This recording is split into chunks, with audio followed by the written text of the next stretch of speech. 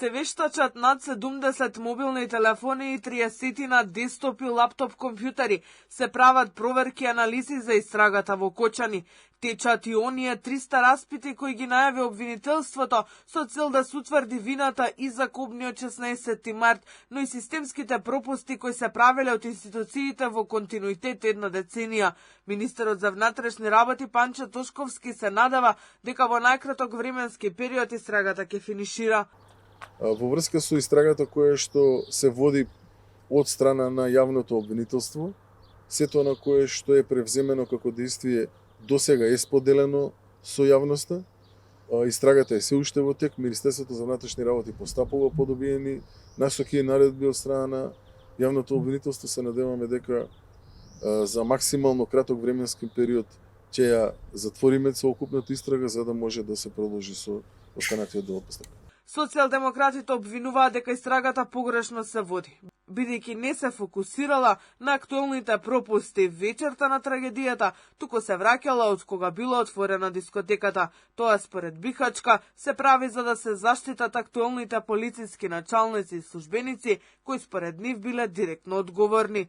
И додека се бркаат чиновници од пред 10 години, началниците и командирите што таа вечер имале директна обврска да постапат, остануваат недопрени. Владата сака јавноста да заборави дека полицијата била таму и не направила ништо. И опозицијската партија на Али Ахмети со идентичен став како изминативе денови. За нив истрагата за пожарот во Кочани станала уникатен пример за правна импровизација. Целата академска и правна фела гласно алармира дека овој пристап е антиуставен, спротивен на праксата и антипрофесионален. Тој не произлегува од правната наука, туку од политички договор со извршната власт. Од владеачката ВМРО ДПМН возвраќаат дека во времето на владење на СДСМ и ДУ имало селективна правда наспроти сега, кога секој кој има каква било вина ќе ги сноси последиците за трагедијата во Кочани. Брутално безобразие е партиите СДС и ДУИ да велат дека има селективна акција и истите тие, чии председатели се товареа со украдени пари. Венко Филипче не кажува дали има златна виза, а за Заев е познато дека има. Да подсетиме за модуларната болница каде виновникот број 1 тогашниот министер за здравство, а сега привремен чувар на фотелјата во СДС, немаше заедно со тогашниот премиер Заев ниту еден притворен. СДС се повеќе тоне заедно со ДУИ во безличността и во својата неспособност. Инаку, Кочанскиот суд вчера под мерки на предпазливост ги стави екс-директорите на Државниот пазарен инспекторат Горан Трајковски и Анета Сименска-Димовска, кои останаа без пасоши.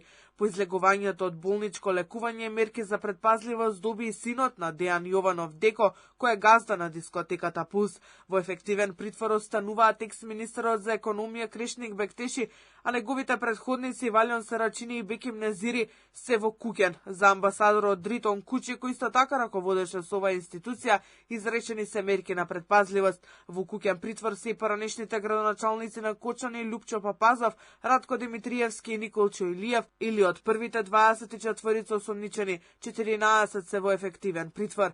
Зад решетки е актуелниот министер без ресор Шабан Салију, заедно со уште тројца од 19 новоосомничени. Во истрагата на основното обвинителство осомничени се 45 луѓе и 3 правни лица. Мерки на предпазливост има и за 14 полициски началници и службеници, за кои се води истрага во обвинителството за гонење, организиран криминал и корупција.